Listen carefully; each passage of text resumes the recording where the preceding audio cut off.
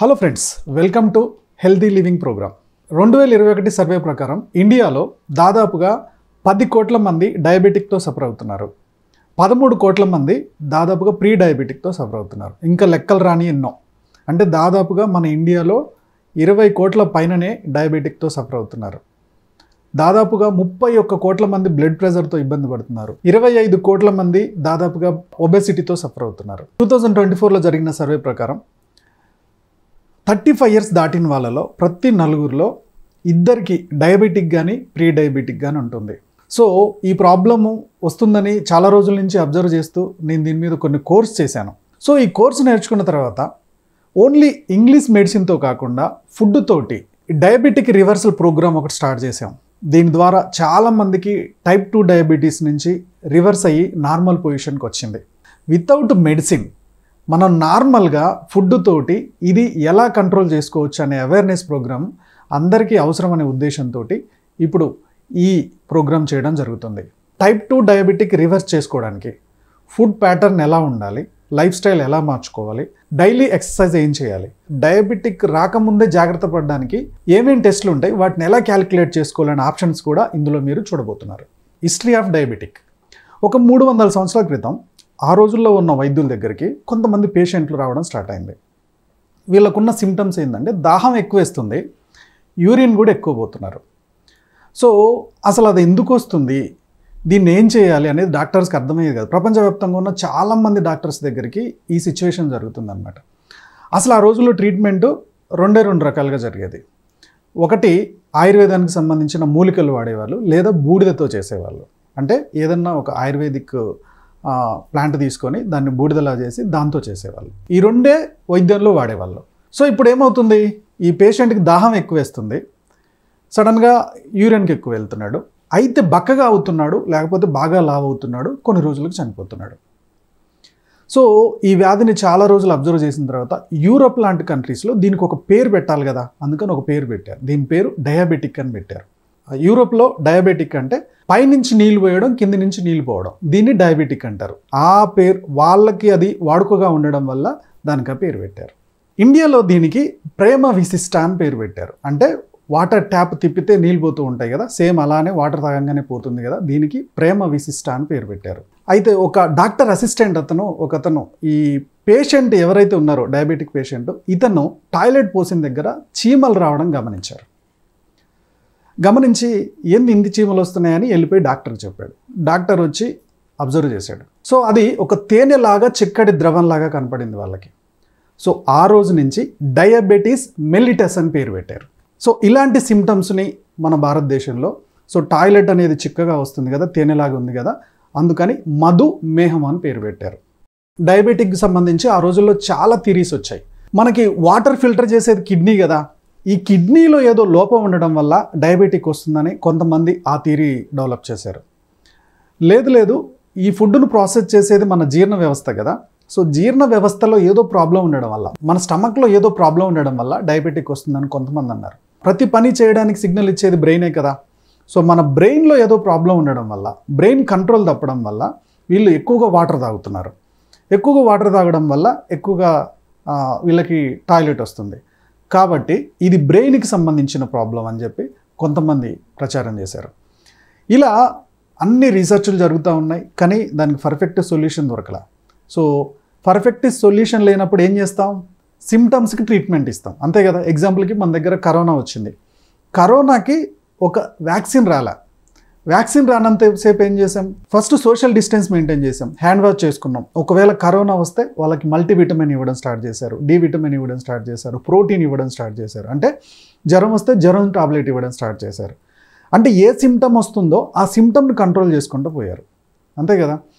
అలానే ఆ రోజుల్లో దీనికి ట్రీట్మెంట్ ఏం చేయాలి, ఈ అబ్బాయికి బాగా దాహం వేస్తుంది, ఓకే, దాహం వేస్తే టాయిలెట్కి పోతున్నాడు, ఆకలి బాగా వేస్తుంది, ఈ సిమ్టమ్ని కంట్రోల్ చేయాలంటే ఇతనికి వాటర్ ఇవ్వడం ఆపేద్దాం, తిండి పెట్టడం ఆపేద్దాం అనే ఒక ఆప్షన్ని తీసుకొచ్చారు. ఈ ట్రీట్మెంట్ వల్ల దాదాపు ఇంకొక 2-3 నెలలు ఎక్స్ట్రా ఉండడం స్టార్ట్ అయింది. ఈ ట్రీట్మెంట్ని ప్రపంచవ్యాప్తంగా కొంతమంది ఫాలో అవ్వడం స్టార్ట్ చేశారు. ఇలా కాలం గడుస్తున్న కొద్దీ 18th సెంచరీస్లోకి వచ్చాం. దాదాపుగా 1798లో జాన్ రోల్ అనే ఒక వైద్యుడు ఫస్ట్ టైం డయాబెటిక్ గురించి ఒక బుక్ రాశాడు. తను చాలామంది డయాబెటిక్ పేషెంట్స్ మీద ఒక ఎక్స్పెరిమెంట్ చేశాడు. అదేంటంటే ముందు వాళ్ళకి వెజిటేబుల్స్ మాత్రమే ఫుడ్గా ఇవ్వడం స్టార్ట్ చేశాడు. ఇలా స్టార్ట్ చేసినప్పుడు ఏమవుతుందంటే డయాబెటిక్ సిమ్టమ్స్ అనేది కంట్రోల్ అవుతూ వచ్చాయి. ఇంకొంతమంది ఓన్లీ నాన్ వెజ్ ఇవ్వడం స్టార్ట్ చేశారు. నాన్ వెజ్తో కూడా డయాబెటిక్ కంట్రోల్ అవ్వడం స్టార్ట్ అయింది. తర్వాత కొంతమంది పేషెంట్లని గుర్రం స్వారీ చేయించారు, హార్స్ రైడింగ్. ఈ హార్స్ రైడింగ్ డైలీ ఒక అర్ధగంట చేసిన వాళ్ళలో కూడా ఈ సిమ్టమ్స్ కంట్రోల్ అవుతూ వచ్చాయి. ఫ్యాక్టరీలలో కొంచెం బరువైన పని చేసే వాళ్ళలో ఈ సిమ్టమ్స్ కంట్రోల్ అవుతున్నాయి. అలాగే పొలం పనులు చేసే వాళ్ళలో కూడా ఈ సిమ్టమ్స్ కంట్రోల్ అవుతున్నాయని first time doctor John Rollo తన బుక్లో రాయడం జరిగింది. అప్పటిదాకా దీని గురించి ఎక్కడ ఒక బుక్ అవైలబిలిటీ లేదు. ఫస్ట్ బుక్ డయాబెటిక్ గురించి వచ్చిన బుక్ అదనమాట. అయితే 1880లో ఒక సైంటిస్ట్ దగ్గర ఒక పిల్లి ఉండేదన్నమాట. ఆ పిల్లిని ఒక వీధి కుక్క, డాగ్, దాన్ని ఊకే డిస్టర్బ్ చేస్తూ ఉంటే ఒకరోజు చిన్న కర్రతో దాన్ని కొట్టడానికి కర్ర ఇసిరాడంట. అది ఆ కుక్కకు ఒక సైడ్ తగిలిందంట. ఒక 2-3 రోజుల తర్వాత ఆ కుక్కలో ఒక డయాబెటిక్ పేషెంట్కి వచ్చే లక్షణాలు తను గమనించాడు. అంటే ఎక్కువ దాహం వేస్తుంది, వాటర్ ఎక్కువ తాగుతుంది, యూరిన్ ఎక్కువ పోతుంది. ఇలా కొన్ని రోజులకే చనిపోయింది అది. ఇతనికి డౌట్ వచ్చింది, అసలు ఏం జరిగింది, ఇది ఇలా ఎందుకు చనిపోయిందని ఆ కుక్క మీద ఒక ఎక్స్పెరిమెంట్ చేశాడు. ఇతను కొట్టిన దెబ్బ వల్ల ఆ ప్యాన్క్రియాస్ అనే ఒక పార్ట్ డ్యామేజ్ అవ్వడం వల్ల ఆ కుక్కలో డయాబెటిక్ సిమ్టమ్స్ వచ్చాయి అనేది ఒక జర్నల్లో రాశాడు, పబ్లిష్ చేశాడు. సో సైన్స్లో బాగా డెవలప్ అవ్వడానికి, సైన్స్ బాగా గ్రోత్ అవ్వడానికి ఈ జర్నల్స్ అనేవి చాలా ఉపయోగపడేవి. ఎగ్జాంపుల్కి ఇప్పుడు సినిమా వాళ్ళకి ఒక మ్యాగజైన్ వస్తుంది, డాక్టర్స్కి కొన్ని మ్యాగజైన్స్ వస్తున్నాయి. అట్లనే సైంటిస్టులు అందరికీ కూడా వాళ్ళు చేసిన ఎక్స్పెరిమెంట్స్ కోసం ఒక మ్యాగజైన్ రిలీజ్ చేసేవాళ్ళు. వాళ్ళు చేసిన ఎక్స్పెరిమెంట్లు అందులో రాసేవాళ్ళు. అది ప్రపంచవ్యాప్తంగా చాలా సైంటిస్టులకి, చాలా లైబ్రరీలకు వెళ్ళిపోతూ ఉండేవి. దీన్ని బేస్ చేసుకొని ఇంకొక సైంటిస్టు, దాన్ని బేస్ చేసుకొని ఇంకో సైంటిస్ట్, ఇలా డెవలప్ చేస్తూ వచ్చేవాళ్ళు. ఇలా ఈ డాక్టర్ రాసిన 9 సంవత్సరాలకి ఏరే కంట్రీలో ఈ డయాబెటిక్ మీద రీసెర్చ్ చేస్తున్న ఒక సైంటిస్ట్ దీన్ని చదివి ఇతను 2 డాగ్స్ని తీసుకున్నాడు. ఒక డాగ్కి ప్యాన్క్రియాస్ తీసేశాడు, ఇంకొక డాగ్కి ప్యాన్క్రియాస్ తీశాడు, కానీ ప్యాన్క్రియాస్ నుంచి వచ్చే జ్యూస్ని దీనికి ఇవ్వడం స్టార్ట్ చేశాడు. ఇలా దాదాపుగా 3 మంత్స్లో ఏదైతే ప్యాన్క్రియాస్ తీసేసామో ఆ డాగ్ చనిపోయింది. ప్యాన్క్రియాస్ తీసేసినా సరే జ్యూస్ ఏదైతే ఇచ్చామో ఆ డాగ్ బతికింది. ఇది ప్యాన్క్రియాస్ అనే ఒక గ్లాండ్తో సంబంధం ఉందని 1889లో మెర్నింగ్ అండ్ మిన్కోస్కీ ప్యాన్క్రియాస్ లోపం వల్లనే డయాబెటిక్ వస్తుందనేది వీళ్ళు కన్ఫర్మ్ చేశారు. 1909లో జార్జ్ జల్జర్ అనే ఒక సైంటిస్ట్ జంతువుల నుంచి ఈ ప్యాన్క్రియాస్ జ్యూస్ తీసి ఆ జ్యూస్ని ఈ డయాబెటిక్ ప్రాబ్లం ఉన్న పేషెంట్స్కి ఇవ్వడం స్టార్ట్ చేశారు. దీనివల్ల డయాబెటిక్ సిమ్టమ్స్ కంట్రోల్ అవుతున్నాయి, కానీ వాళ్ళకి ఎలర్జీస్ వచ్చి చనిపోతున్నారు. అందుకని ఈ ఎక్స్పెరిమెంట్ని ఆపేశారు. 1916లో ఎడ్వర్డ్ షార్పీ సేఫర్ ప్యాన్క్రియాస్ నుంచి వచ్చే ఈ జ్యూస్కి ఇన్సులిన్ అనే పేరు పెట్టాడు. 1920కి వచ్చేవరకు సైన్స్లో ఒక కొత్త అధ్యాయం స్టార్ట్ అయింది. మానవ శరీరంలో ఇన్సులిన్ లోపం వల్ల, ఇన్సులిన్ తగ్గడం వల్ల డయాబెటిక్ వస్తుందనే కన్ఫర్మేషన్ స్టార్ట్ అయిపోయింది. ఇన్సులిన్ లోపం వల్లనే ఈ ప్రాబ్లం వస్తుంది అని 220 సంవత్సరాల అధ్యయనాల తర్వాత తెలిసింది. సో ఆ రోజుల్లో షుగర్ని ఎలా తెలుసుకునేవాళ్ళు అంటే, స్టార్టింగ్ డేస్లో అయితే ఈ షుగర్ని తెలుసుకోవడానికి యూరిన్ టెస్ట్ చేసి ఇతనికి షుగర్ ఉందో లేదో కన్ఫర్మ్ చేసేవాళ్ళు. రెండోది అక్కడ కొన్ని చీమలను వదిలేసి ఇతనికి షుగర్ ఉందా లేదా అని టెస్ట్ చేసేవాళ్ళంట. అయితే ఈ రెండింటి వల్ల ఒక ప్రాబ్లం ఉంది. అతనికి షుగర్ ఎక్కువ ఉందా తక్కువ ఉందా అనేది తెలిసేది కాదు. సో దీనికోసమని ఒక టాబ్లెట్ ఫామ్ తయారు చేశారు. ఇతని యూరిన్ని హీట్ చేసి దాంట్లో ఒక టాబ్లెట్ వేసేవాళ్ళు.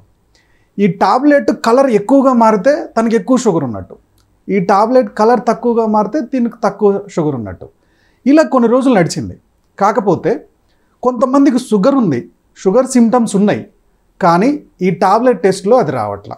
సో అప్పుడు 1913లో ఐవర్ క్రిస్టియన్ బ్యాంగ్ అనే ఒక సైంటిస్టు రక్తంలో షుగర్ని కనుక్కొని ఒక టెస్ట్ కనిపెట్టాడు. ఈ ఒక్క ఎక్స్పెరిమెంట్ తోటి షుగర్కి సంబంధించిన రీసెర్చ్లన్నీ కూడా ఇప్పుడు పర్ఫెక్ట్ ట్రాక్లోకి వచ్చేసాయి అన్నమాట. 1977కి వచ్చారు, గ్లూకోమీటర్ వచ్చింది. దీంట్లో బ్లడ్ శాంపిల్స్ కూడా అక్కర్లేదు, ఒక్క బ్లడ్ డ్రాప్ వేస్తే చాలు గ్లూకోజ్ ఎంత ఉందనేది సెకండ్స్లో రిజల్ట్ వచ్చేది. ఇంకా డెవలప్ అవుతూ ఇప్పుడు జస్ట్ మన స్కిన్కే ఒక మీటర్స్ అతికిచ్చేస్తున్నారు, దీన్ని మన మొబైల్కి అటాచ్ చేస్తున్నారు. సో ఎవ్రీ 2 అవర్స్కి ఒకసారి మన బాడీలో గ్లూకోజ్ లెవెల్స్ ఎలా ఉన్నాయి, తగ్గుతున్నాయి, పెరుగుతున్నాయి అని రిపోర్ట్ రావడం స్టార్ట్ అయింది. యూరిన్ టెస్ట్ చేసి షుగర్ ఉందో లేదో రోజుల నుంచి ఈరోజు స్కిన్కి ఒక మిషన్ పెట్టుకొని మన బాడీలో షుగర్ ఎంత ఉందో టెస్ట్ చేసేంత రోజులకి సైన్స్ డెవలప్ అయింది. ఇప్పుడు మనం 1920 టైంకి వచ్చేసాం. సో ఈ రీసెర్చ్లు అన్నిటి వల్ల సైంటిస్టులకు క్లారిటీ వచ్చింది. ఇన్సులిన్ లోపం వల్లనే ఈ డయాబెటిక్ అనేది పెరుగుతుంది కాబట్టి ఇన్సులిన్ని కనిపెట్టాలని 1920లో కెనడా యూనివర్సిటీలో జాన్ మ్యాక్లియోడ్ ఇతని టీము కలిసి ఇన్సులిన్ను కనిపెట్టడానికి ప్రయోగాలు చేయడం స్టార్ట్ చేశారు. లండన్లో ఫెడ్రిక్ బ్యాంటింగ్ అనే ఆర్థోపెడిక్ డాక్టర్ ఉండేవాడు. ఇతను ఇన్సులిన్ రీసెర్చ్లో చాలా ఇంట్రెస్ట్ ఉండేది. ఇతను వెళ్ళి ప్రొఫెసర్ని కలిశాడు. సో ప్రొఫెసరు ఈ ఇన్సులిన్ కనిపెట్టడానికి వాళ్ళ టీంలోకి బ్యాంటింగ్ని కూడా తీసుకున్నారు. సో తనకి ఈ సైంటిఫిక్ రీసెర్చ్లో హెల్ప్ అవ్వడానికి తన అసిస్టెంట్ని ఒకరిని ఇచ్చారు. అతని పేరు వచ్చేసి చార్లెస్ హెర్బర్ట్. ప్రోటీన్ని ప్యూరిఫై చేసే ఒక సైంటిస్ట్ని వాళ్ళ టీంలోకి తీసుకున్నారు. అతని పేరు జేమ్ బి కోలిప్. ఒక ఇన్సులిన్ డెవలప్ చేశారు. ఒక 14 ఏళ్ల పిల్లోడి మీద ప్రయోగం చేశారు. ఆ పిల్లోడి పరిస్థితి ఎలా ఉందంటే డయాబెటిక్ వచ్చింది, ఇంకెక్కువ రోజులు బతకడు, పరిస్థితి చేదాటిపోయింది. సరే ఒకసారి ప్రయోగం చేద్దామని ఆ ఇంజెక్షన్ అతనికి ఇవ్వడం స్టార్ట్ చేశారు వాళ్ళ పర్మిషన్స్ తీసుకొని.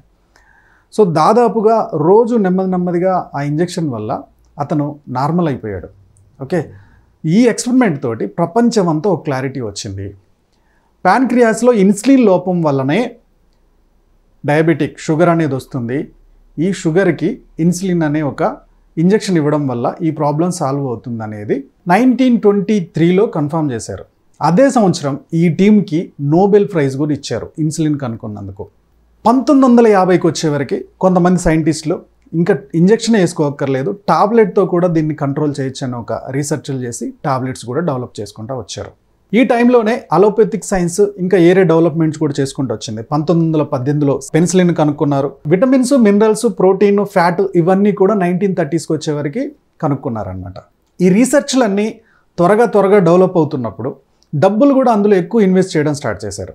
ఎప్పుడైతే డబ్బులు కూడా అందులో ఎక్కువ ఇన్వెస్ట్ చేస్తున్నారో ఆ ఇండస్ట్రీ చాలా త్వరగా గ్రోత్ అయింది. 1909లో నుంచి ఇన్సులిన్ లోపం వల్లనే డయాబెటిక్ వస్తుందనేది చాలామంది సైంటిస్టులు ఒప్పుకున్నా ఇంకొక సైంటిస్ట్ మాత్రం ఒప్పుకోలేదు. అతను 1950లో చాలామంది డయాబెటిక్ పేషెంట్స్ మీద రీసెర్చ్ చేశాడు. డయాబెటిక్ వచ్చిన వాళ్ళలో ఇన్సులిన్ తగ్గడం వల్లనే డయాబెటిక్ వస్తుందా లేదా అనేది తను రీసెర్చ్ చేశాడు. ఈ రీసెర్చ్లో తనకి ఏం కన్ఫర్మ్ అయిందంటే డయాబెటిక్ వచ్చిన 100 మందిలో 10 మందిలో మాత్రం ఇన్సులిన్ లోపం వల్ల డయాబెటిక్ వస్తుంది. మిగిలిన 90 మందిలో ఇన్సులిన్ బాగా ఉన్నా అంతకన్నా ఎక్కువ ఉన్నా కూడా డయాబెటిక్ వస్తుంది అని చెప్పి తాను జర్నల్లో పబ్లిష్ చేశాడు. ఇక్కడి నుంచి డాక్టర్స్ డయాబెటిక్ సంబంధించిన పేషెంట్స్ని 2 రకాలుగా డివైడ్ చేశారు. టైప్ 1 డయాబెటీస్, టైప్ 2 డయాబెటీస్ అని. టైప్ 1 అంటే ఎవరికైతే ఇన్సులిన్ ప్రొడ్యూస్ అవ్వట్లేదో వాళ్ళని టైప్ 1 అన్నారు. ఎవరికైతే ఇన్సులిన్ అవసరానికన్నా ఎక్కువ ప్రొడ్యూస్ అయ్యి డయాబెటిక్ వస్తుందో వాళ్ళని టైప్ 2 డయాబెటిక్స్ అన్నారు. ఇన్సులిన్ ఎక్కువ ఉండడం వల్ల కూడా డయాబెటిక్ వస్తుందని. సో 1950 నుంచి 1989 వరకు మరి టైప్ 2 డయాబెటిక్ ఎందుకు వస్తుందనే ఎక్స్పెరిమెంట్లు స్టార్ట్ అయిపోయినాయి. 1989లో జిరాల్డ్ రీవన్ అనే ఒక సైంటిస్ట్ ఒక విషయం కనిపెట్టాడు. అదేంటంటే ఇన్సులిన్ ఎక్కువ ఉన్నా కానీ డయాబెటిక్ వస్తుంది కదా, ఎందుకు వస్తుంది అంటే ఇన్సులిన్ రెసిస్టెన్స్ అనే ఒక ప్రాబ్లం వల్ల ఈ డయాబెటిక్ వస్తుంది. అసలు ఈ ఇన్సులిన్ రెసిస్టెన్సే జనాల్లో ఎక్కువైపోయింది, టైప్ 2 డయాబెటీస్ ఎక్కువైపోయింది. ప్రతి 100 మందిలో 10 మంది మాత్రమే ఇన్సులిన్ డెఫిషియన్సీ వల్ల తక్కువ అవడం వల్ల వస్తుంది. మిగిలిన 90 మందికి ఇన్సులిన్ ఎక్కువ అవడం వల్ల డయాబెటిక్ వస్తుంది. దీని టైప్ 2 అన్నాం. ఆ ఇన్సులిన్ ఎందుకు ఎక్కువ అవుతుంది? ఇన్సులిన్ రెసిస్టెన్స్ అనే ఒక ప్రాబ్లం స్టార్ట్ అయిపోయింది అని. దీన్నే ఇన్సులిన్ రెసిస్టెన్స్ సిండ్రోమ్ అన్నారు.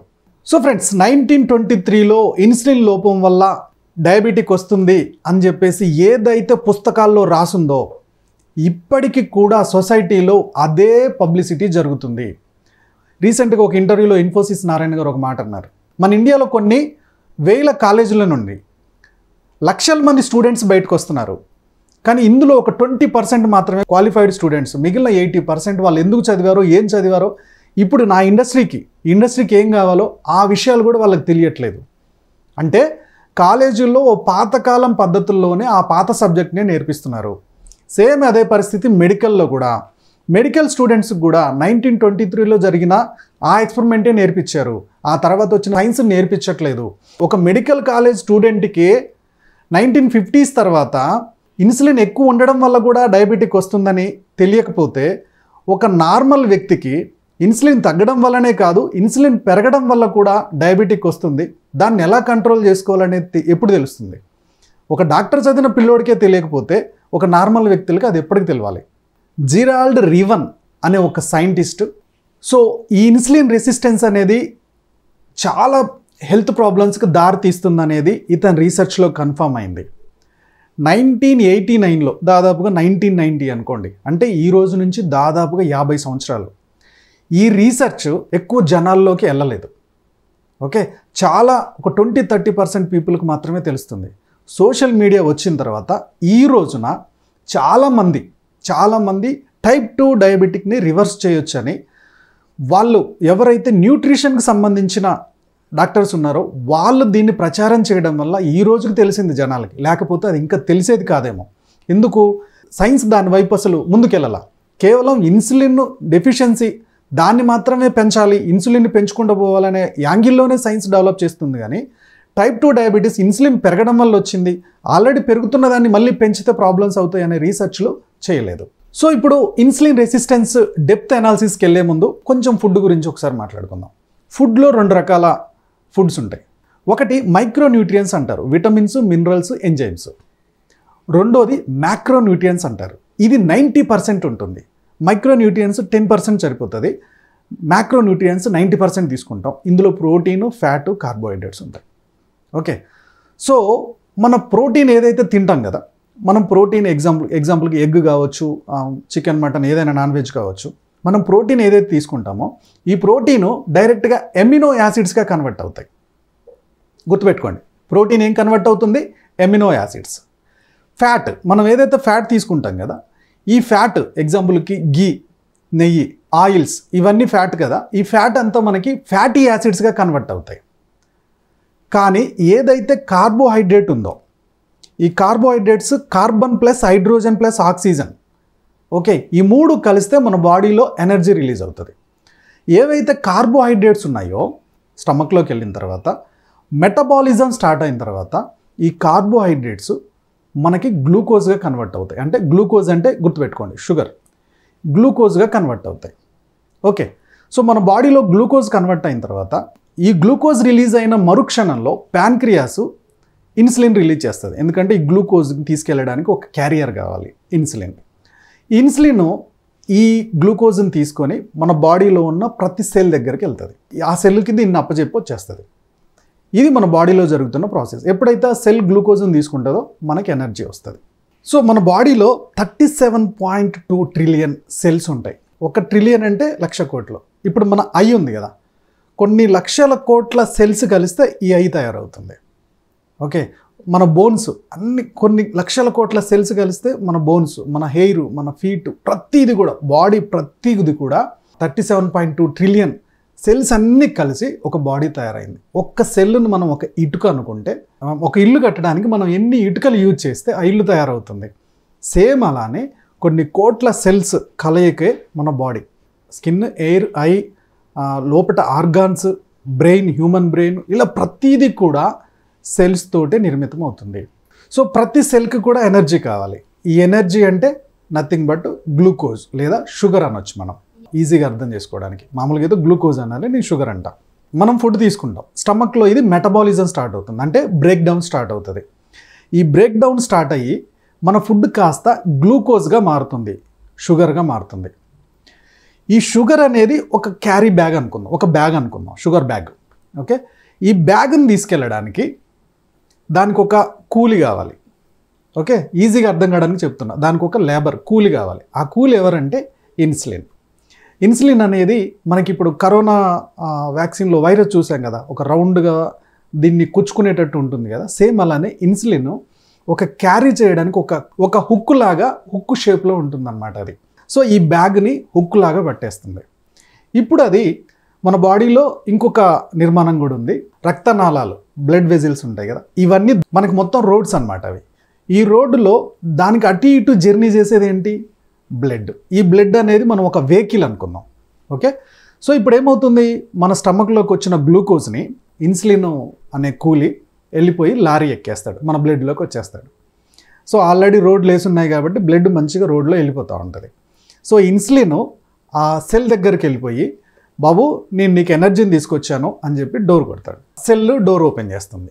ఇన్సులిన్ ఆ గ్లూకోజ్ బ్యాగ్ని ఆ రూమ్లో వేసేసి వచ్చేస్తుంది. ఇది ఒక నార్మల్ ప్రొసీజర్. ఓకే, ఇది మన బాడీలో ఎనర్జీ క్రియేట్ చేయడానికి జరుగుతున్న ప్రొసీజర్. సో మనం ఒక 10% మైక్రో న్యూట్రియన్స్ తీసుకుంటున్నాం కదా.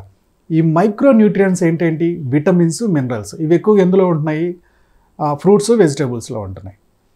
ఈ మైక్రో విటమిన్స్ ఏం చేస్తాయి, సో మనం తిన్న ఫుడ్ని మెటబాలిజం చేయడానికి ఎక్కువగా ఉపయోగపడతాయి. దీంట్లో కార్బోహైడ్రేట్స్ అనేది జస్ట్ 1%, 2% ఉంటుంది.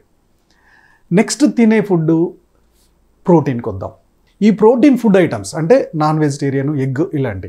ఈ ప్రోటీన్ ఏం చేస్తుంది, మన ఫుడ్లోకి వచ్చి మెటబాలిజం అయిపోయి డైరెక్ట్గా ఈ ప్రోటీన్ అనేది అమినో యాసిడ్స్గా రిలీజ్ అయిపోతుంది. ఈ అమినో యాసిడ్స్ ఏం చేస్తాయి, అసలు మన కణాలన్నీ అంటే మన సెల్స్ అన్నీ తయారవ్వడానికి ప్రోటీన్ తోటే ఆ సెల్స్ అన్నీ తయారవుతాయి. నెక్స్ట్ ఇప్పుడు ఫ్యాట్ తీసుకుంటున్నాం. ఈ ఫ్యాట్ ఏంటి, మనం తీసుకునే గీ కానీ మనం ఇంట్లో వాడుతున్న ఆయిల్ కానీ ఇవంతా కూడా ఫ్యాట్. ఈ ఫ్యాట్ అనేది మన సెల్ ఆల్రెడీ ప్రోటీన్తో తయారైపోయింది కదా, ఒక రౌండ్ సింబల్ లాగా. దాని చుట్టూ ఒక లేయర్ని క్రియేట్ చేస్తుంది, అంటే ఒక బ్యాగ్ కుడుతుంది అనమాట. మన ఇంటికి మనం ఒక కంచె ఎలా చేసుకుంటామో అలా ఇది ఈ ఫ్యాట్ అనేది కంచెం తయారు చేస్తుంది. అంటే ఈ ఫ్యాటీ యాసిడ్స్ వెళ్ళిపోయి ఒక లేయర్ లాగా దాని చుట్టూ తయారైపోతాయి. సో ఆ ప్రోటీన్కి ప్లస్ ఈ లేయర్కి ఎనర్జీ కోసం మనం కార్బోహైడ్రేట్స్ అవుతాయి. సో కార్బోహైడ్రేట్స్ ఎక్కువగా ఎందులో ఉంటుంది, గ్రెయిన్స్ ప్లస్ సెరల్స్. మనం ఏదైతే ఫ్యాట్ తీసుకున్నామో అది ఫ్యాటీ యాసిడ్గా కన్వర్ట్ అయింది, ఎక్కడ కూడా గ్లూకోజ్గా కన్వర్ట్ అవ్వాల. మనం ఏదైతే ప్రోటీన్ తీసుకున్నామో డైరెక్ట్గా అది అమినో యాసిడ్స్గా కన్వర్ట్ అయింది, ఎక్కడ కూడా గ్లూకోజ్గా కన్వర్ట్ అవ్వాల. గ్లూకోజ్గా కన్వర్ట్ అవుతున్న పార్ట్ ఏంటి, కార్బోహైడ్రేట్స్. ఇవి బాడీలోకి వచ్చాయి. మనం ఏం చేస్తున్నాం, పొద్దున్న లేస్తే కార్బోహైడ్రేట్ తీసుకుంటాం. పొద్దున్న టిఫిన్లు దోశ అవ్వచ్చు, ఇడ్లీ అవ్వచ్చు, ఏదైనా ఒక్క కార్బోహైడ్రేట్ లేకుండా ఒక్క టిఫిన్ అయినా ఉంటుందా, పొద్దున కార్బోహైడ్రేట్ పంపించాం, అది బ్రేక్ డౌన్ అయింది, మెటబాలిజంలో బ్రేక్ డౌన్ అయింది, గ్లూకోజ్గా కన్వర్ట్ అయింది. ఎప్పుడైతే గ్లూకోజ్గా కన్వర్ట్ అవుతుందో దేవుడు మనకు ఒక అద్భుతమైన రోబోటిక్ సైన్స్ను మన స్టమక్లో పెట్టాడు. ఎప్పుడైతే గ్లూకోజ్ రిలీజ్ అవుతుందో ఇమ్మీడియట్గా ఇన్సులిన్, ప్యాన్క్రియాస్ అనేది ఇన్సులిన్ని దానికి సరిపడ్డ రిలీజ్ చేసేస్తుంది. సో ఇమ్మీడియట్గా ప్యాన్క్రియాస్ వచ్చారు, ఒక్కొక్క గ్లూకోజ్ బ్యాగ్ని తీసుకున్నారు, తీసుకెళ్ళిపోయి సెల్ దగ్గర అప్పచెప్పారు. ఇది బాగానే ఉంది. సో మనకు ఆ రోజుకు ఒక 50 గ్లూకోజ్ బ్యాగ్స్ కావాలనుకోండి, మన టిఫిన్ వల్ల 100 గ్లూకోజ్ బ్యాగులు వచ్చేసాయి. 50 గ్లూకోజ్ బ్యాగుల్స్ని లోపలికి తీసుకున్న, ఇంకో 50ని వదిలేసాయి అక్కడ. మధ్యాహ్నానికి ఏం చేసాం, మళ్ళీ మనం రైస్ ప్లస్ కర్రీస్ తీసుకున్నాం. పొద్దున్న తీసుకున్న దానికన్నా డోస్ డబుల్ వచ్చేసింది. ఈసారి గ్లూకోజ్ బ్యాగ్స్ ఎన్ని రెడీ అయ్యాయి, ఫుడ్లోకి వచ్చేస్తే 300 బ్యాగ్స్ రెడీ అయ్యాయి. ఆ సెల్ పవర్ ఎంత ఉంది, జస్ట్ 50 బ్యాగ్స్నే తీసుకోగలుగుతుంది. కానీ మన ఇన్సులిన్ ఏం చేసింది, తీసుకెళ్ళిపోయి మళ్ళీ డోర్ కొట్టింది ఆఫ్టర్నూన్కి, ఈ బ్యాగ్స్ తెచ్చాను తీసుకో అని. 50 బ్యాగ్స్ తీసుకుంది. బాస్ పొద్దుటి 50 బ్యాగులు అంతే ఉండిపోయినాయి. మధ్యాహ్నం 250 బ్యాగ్స్ బ్లడ్లోనే ఉంటున్నాయి కదా. ఇన్సులిన్కి కోపం వచ్చింది, నా పని ఏంటి, నాకు ఇలా ఖాళీగా గ్లూకోజ్ అనేది కనపడకూడదు నా బ్లడ్లో. అందుకని ఇన్సులిన్ వెళ్ళిపోయి ప్యాన్క్రియాస్ దగ్గరికి వెళ్ళి ఇంకొక 10 మంది ఫ్రెండ్స్ని తీసుకొచ్చుకుంది, ఇన్సులిన్ ఫ్రెండ్స్ని. డోర్ కొట్టింది, సెల్ ఏమో డోర్ తీయట్లా. ఈ 10 మంది ఫ్రెండ్స్ కలిసి ఆ డోర్ పగలగొట్టి ఇంకొక 100 బ్యాగుల్ని లోపల నెట్టేశాయి. ఇప్పుడు సెల్ కోప్పడ్డం స్టార్ట్ అయింది. అరే బాబు, నా రూమ్లో అంత స్పేస్ లేదు, నువ్వు 100 బ్యాగ్స్ నెట్టేసావు, నేనేం చేసుకోవాలి వీటిని, మళ్ళీ వస్తాడేమో, ఇన్సులిన్ అసలే 10 మందిని 20 మందిని తీసుకొస్తుంది, మళ్ళీ వస్తుందేమో అని ఈసారి గట్టిగా డోర్ పెట్టి లాకేసింది. మళ్ళీ ఈవినింగ్ అయింది, మనం మళ్ళీ ఫుడ్ తిన్నాం. ఈవినింగ్ గ్లూకోజ్ మళ్ళీ ఒక 300 బ్యాగులు రెడీ అయిపోయింది. ఇన్సులిన్ మళ్ళీ ఇందులో నుంచి కూడా బ్యాగ్స్ పట్టుకొని వెళ్ళిపోయింది. కొత్తవి రిలీజ్ అయినాయి, పాత ఇన్సులిన్ రెడీగా ఉంది, ఇవి కూడా వెళ్ళిపోయినాయి. ఇవి కూడా వెళ్ళిపోతే అది డోర్ తీయట్లా. డోర్ తీయకపోతే ఈసారి ఇన్సులిన్ ఏం చేసింది, వెళ్ళిపోయి ఇంకో 100 మందిని ఫ్రెండ్స్ని తీసుకొచ్చింది. 100 మంది ఫ్రెండ్స్ కలిసి ఆ డోర్ పగలగొట్టి బయట ఉన్న ఇన్సులిన్ మొత్తం ఆ రూమ్లో నెట్టేసాయి. ఇప్పుడు సెల్ ఇంకా కోపం పెంచుకోవడం స్టార్ట్ చేసింది. ఈసారి ఇనుప రేకులతోటి గట్టి డోర్లు తయారు చేసుకుంది. ఇన్సులిన్ కూడా ఏం చేసింది, ఈ ఇంతే ఉండిపోయినాయి కదా అని ఇంకొక 100 మంది ఇన్సులిన్ ఫ్రెండ్స్ని తీసుకొచ్చుకొని ఆ డోర్ పగలగొట్టాలని చూస్తే అది పగలట్లా. ఎప్పుడైతే అది గట్టి డోర్లు పెట్టేసుకుందో ఇన్సులిన్ రెసిస్టెన్స్ స్టార్ట్ అయిపోయింది. అంటే ఇన్సులిన్ అంటే కోపం పెంచుకుంది. అవసరానికి మించి నెట్టేస్తుంది సెల్ లోపలికి గ్లూకోజ్ని. దానికి కోపం పెరిగింది. ఇక్కడ ఏమైపోయింది, బాడీలోకి వచ్చిన గ్లూకోజ్ అంతే ఉండిపోయింది. దీనికి హెల్ప్ చేద్దాము, దీన్ని తీసుకెళ్దాం అనుకుని దాంతోపాటు రిలీజ్ అయిన ఇన్సులిన్ అంతే ఉండిపోయింది. దీంతో మన బ్లడ్లో అక్కడికి అవి తిరుగుతూ స్టార్ట్ అయిపోయినాయి. మామూలుగా ఇన్సులిన్ ఉండి మామూలు గ్లూకోజ్ ఉంటే ఎక్కడ ప్రాబ్లం కాదు.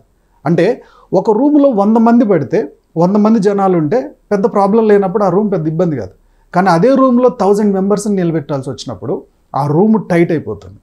అలా మన బాడీలోకి వచ్చిన ఇన్సులిన్ పర్సంటేజ్ ఎక్కువ అవడం వల్ల, ఇన్సులిన్ ఆల్రెడీ హుక్ లాంటి పొజిషన్ ఒకటి ఉంది కదా, అది ఆ బ్లడ్ వెజిల్స్లో ఇరుకుగా నడుస్తున్నప్పుడు ఆ బ్లడ్ వెజిల్స్కి తగులుతూ పోతూ ఉంటుంది. ఎప్పుడైతే తగులుతూ పోతుందో ఇన్ఫ్లమేషన్ స్టార్ట్ అవుతుంది. ఇన్ఫ్లమేషన్ అంటే వాపు. మనకి ఎప్పుడైనా కింద పడితే దెబ్బ తగులుతుంది, అక్కడ బ్లడ్ క్లాట్ అవుతుంది కదా, సేమ్ అలానే ఇన్ఫ్లమేషన్ లోపల స్టార్ట్ అయిపోతుంది. ఒక పక్క ఇన్సులిన్ ఏమో పెరిగిపోతుంది.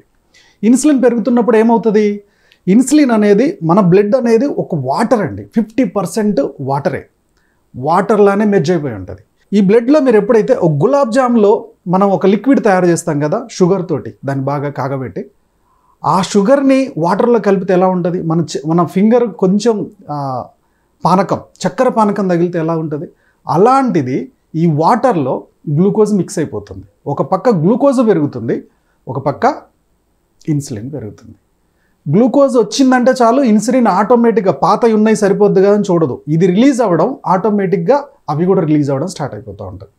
ఈ రెండింటి వల్ల ఇన్సులిన్ రెసిస్టెన్స్ అనేది స్టార్ట్ అయిపోతుంది, కేవలం మనం తినే ఫుడ్ వల్ల.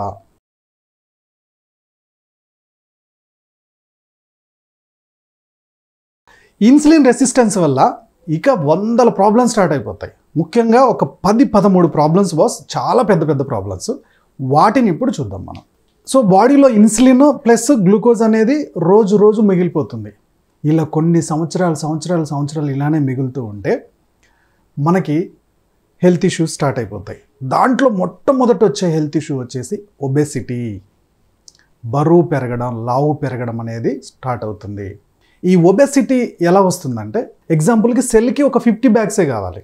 మన ఇన్సులిన్ ఏం చేసింది, అది ఎంత రెసిస్టెన్స్ ఉన్నా, స్టార్టింగ్ స్టేజ్లో ఎంత రెసిస్టెన్స్ ఉన్నా ఇన్సులిన్ బలవంతాన ఒక 100 బ్యాగ్స్ 200 బ్యాగ్స్ సెల్ లోపల నెట్టేస్తుంది.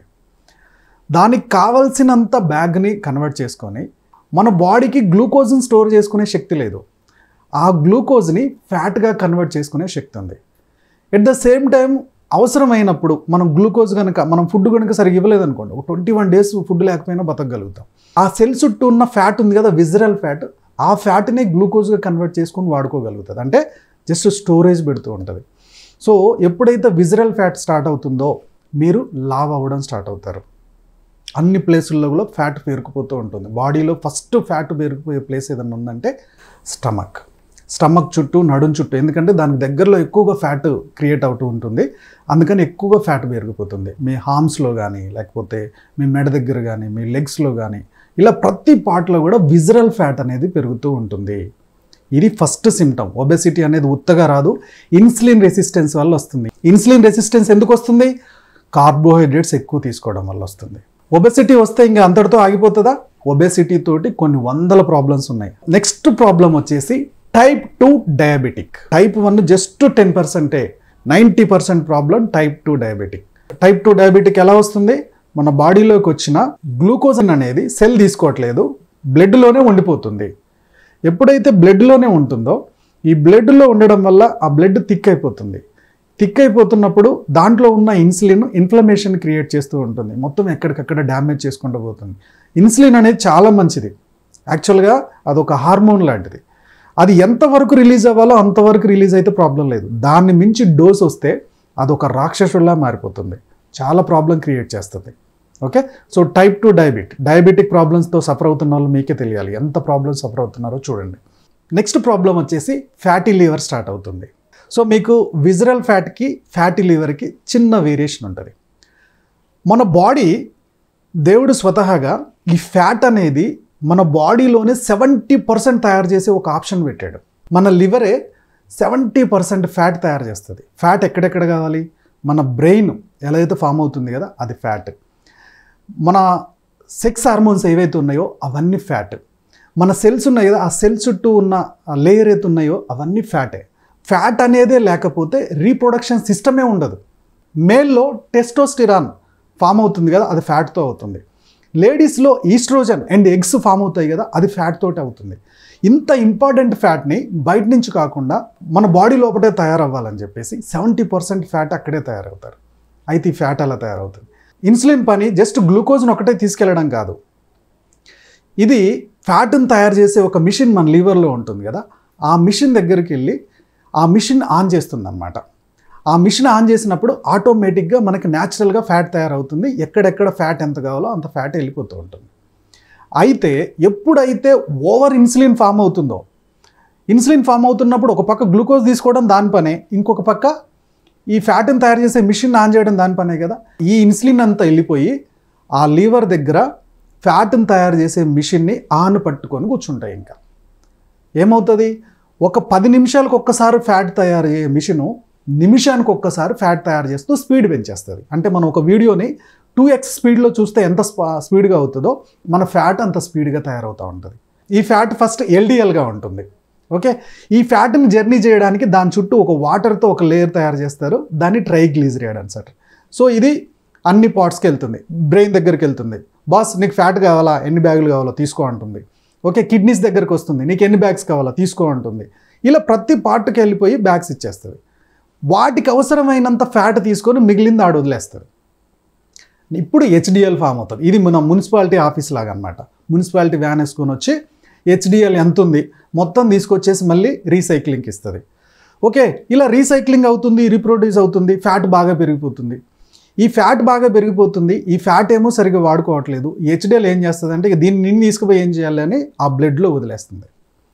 ఎప్పుడైతే ఈ ఫ్యాట్ బ్లడ్లో వదిలేస్తుంది కదా, ఈ ఫ్యాట్ ఎప్పుడైతే బ్లడ్లో వదిలేస్తుందో అప్పుడు ఏమవుతుంది, మన బ్లడ్ ఫ్లోకి ఇది అడ్డుపడుతుంది. ఎలా, ఆల్రెడీ బ్లడ్లో షుగర్ ఉంది, ఆ షుగర్ గోడలు కతుక్కొని ఉంది, ఈ ఫ్యాట్ వెళ్ళిపోయి ఆ షుగర్ కతుక్కుంటుంది.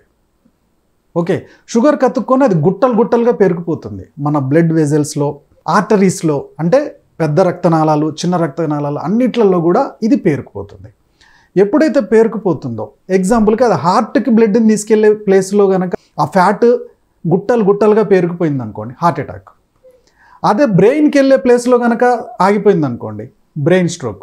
కిడ్నీస్లో చాలా చిన్న చిన్న హెయిర్ లైన్ లాంటి చిన్న వెజిల్స్ ఉంటాయి, ఆ వెజిల్స్లో కనుక పేరుకుపోయింది అనుకోండి మనకు కిడ్నీ ప్రాబ్లం స్టార్ట్ అవుతుంది.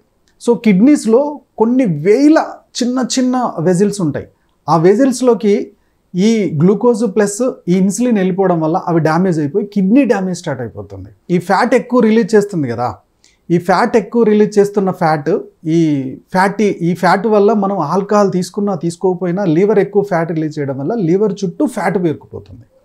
దీన్ని ఫ్యాటీ లివర్ అంటారు. ఓకే, ఇన్సులిన్ ప్లస్ గ్లూకోజు ఇవి రెండు ఎక్కువ ఉండడం వల్ల ఏమవుతుంది, ఒక పక్కేమో బ్లడ్ థిక్ అయిపోయింది, గోడలకి బ్లడ్ని అతుక్కుపోయేటట్టు చేస్తుంది, బ్లడ్లో ఉండే కొన్ని సెల్స్ని అతుక్కుపోయేటట్టు చేస్తుంది. ఇంకో పక్కేమో ఇన్సులిన్ ఎక్కువ రిలీజ్ అయింది, ఇన్సులిన్ ఏమో ఇన్ఫ్లమేషన్ క్రియేట్ చేస్తుంది, డ్యామేజ్ చేస్తుంది. దీనికి తోడు ఈ ఇన్సులిన్ వల్ల కొలెస్ట్రాల్ ఎక్కువ రిలీజ్ అవుతుంది, తయారవుతుంది. ఈ కొలెస్ట్రాల్ హార్ట్ అటాక్కి ఫ్యాటీ లివర్కి దారితీస్తుంది. సో హార్ట్ అటాక్ ఎలా వస్తుందో, ఇప్పుడు ఫ్యాటీ లివర్ ఎలా వస్తుందో చూసాం కదా, సేమ్ హార్ట్ అటాక్ కూడా ఏముంది, ఓవర్ కొలెస్ట్రాల్ రిలీజ్ అయింది. ఈ కొలెస్ట్రాల్ యూజ్ లేక ఇన్సులిన్ లాగా గ్లూకోజ్ లాగా కొలెస్ట్రాల్ కూడా మన బ్లడ్ వెజిల్స్లో ఆగిపోతుంది. ఇది ఆగిపోతూ ఒక ప్లాక్ లాగా తయారవుతుంది. అంటే ఫస్ట్ ఈ కొలెస్ట్రాల్ కొంచెం ఆ గోడకు అతుక్కుంటుంది, కొంచెం అన్నీ స్ట్రక్ అయిపోతూ ఫస్ట్ అతుక్కున్నదంతా ఒక స్టోన్ లాగా తయారైపోతుంది, గట్టిగా తయారైపోతుంది. ఓకే, ఇది ఆ బ్లడ్ ఫ్లోకి అడ్డుపడడం వల్ల మన హార్ట్కి బ్లడ్ అందదు. ఎప్పుడైతే బ్లడ్ అందదో హార్ట్ అటాక్ రావడం స్టార్ట్ అవుతుంది. లేదా స్టంట్ వేస్తాం కదా, ఆ బ్లడ్ ఫ్లో ఎక్కడైతే బాగా ఆ ఫ్లోని ఆపుతుందో ఆ ప్లేస్లో డాక్టర్స్ ఆపరేషన్ చేసి స్టంట్ వేస్తారు, ఆ ప్లాక్ని తగ్గిస్తారు. ఓకే, సో దీనివల్ల హార్ట్ అటాక్ వస్తుంది. హార్ట్ అటాక్ రావడానికి మెయిన్ రీజన్ ఏంటి, హై ఇన్సులిన్ హై గ్లూకోజ్, ఈ రెండింటి వల్ల వస్తుంది. హై ఇన్సులిన్ హై గ్లూకోజ్ ఎక్కడి నుంచి వస్తుంది, కార్బోహైడ్రేట్స్ వల్ల వస్తుంది. నెక్స్ట్ వన్ వచ్చేసి బ్లడ్ ప్రెషర్ ఎలా పెరుగుతుంది. బ్లడ్ ప్రెషర్ కూడా ఇన్సులిన్ పెరగడం వల్లే గ్లూకోజ్ వల్లే వస్తుంది. చూద్దాం ఎలా. ఇప్పుడు మీ బ్లడ్లో గ్లూకోజ్ అనేది ఎక్కువ ఉండిపోయింది, అంతే ఇన్సులిన్ రెసిస్టెన్స్ వల్ల. ఎందుకంటే సెల్ అవసరమైనంత తీసుకొని మిగిలింది లోపలికి రాకుండా గట్టి బందోబస్తు వేసుకుంది. ఇది బ్లడ్లోనే ఉండిపోతుంది. ఇది బ్లడ్లో ఎప్పుడైతే ఉండిపోయిందో మనకి బాడీలో ఉన్న వాటర్ అంతా ఆ బ్లడ్ అనేది గుంజుకుంటుంది. బ్లడ్కున్న న్యాచురల్ థింగ్ ఏంటంటే దానికి ఒక పల్చగా చేసుకునే ఏర్పాటు, అంటే అది ఫ్లోట్ అవ్వడానికి పల్చగా చేసుకోవడానికి 90% దాని ప్రయత్నం అది చేస్తుంది. అందుకని మన బాడీలో ఎక్కడెక్కడైతే వాటర్ ఉన్నాయో ఆ వాటర్ అంతా గుంజేసుకుంటుంది. దీనివల్ల ఏమవుతుంది, మనకు ఒక 5 లీటర్ల బ్లడ్ మన బాడీలో ఉంటే ఈ వాటర్ కలవడం వల్ల అది వాల్యూమ్ పెరిగింది, 6 లీటర్లు అవుతుంది. మరి హార్ట్ ఒకటే కదా, హార్ట్కి 5 లీటర్ల బ్లడ్ని సప్లై చేసే కెపాసిటీయే ఉంది. కానీ 6 లీటర్ల బ్లడ్ వచ్చేవరకు హార్ట్ ఎక్కువ పనిచేయాల్సి వస్తుంటుంది. హార్ట్ ఎక్కువగా పనిచేస్తున్నప్పుడు బ్లడ్ ప్రెషర్ అనేది పెరగడం స్టార్ట్ అవుతుంది. మన బ్లడ్ వాల్యూమ్ కంట్రోల్లో ఉంటే ఈ ప్రాబ్లం రాదు కదా. సో బ్లడ్లో వాల్యూమ్ ఎందుకు పెరిగింది? ఓకే, గ్లూకోజ్ ఉండడం వల్ల. గ్లూకోజ్ ఎక్కడి నుంచి పెరిగింది? మన ఫుడ్ వల్ల. నెక్స్ట్ వన్ వచ్చేసి విజన్ హెల్త్, విజన్ డిజార్డర్ కూడా స్టార్ట్ అవుతుంది. మామూలుగా మనకి డయాబెటిక్ కన్ఫర్మేషన్ అయ్యే లోపు ఇన్సులిన్ రెసిస్టెన్స్ వల్ల 20% కన్ను చూపులు దెబ్బతినేస్తాయి.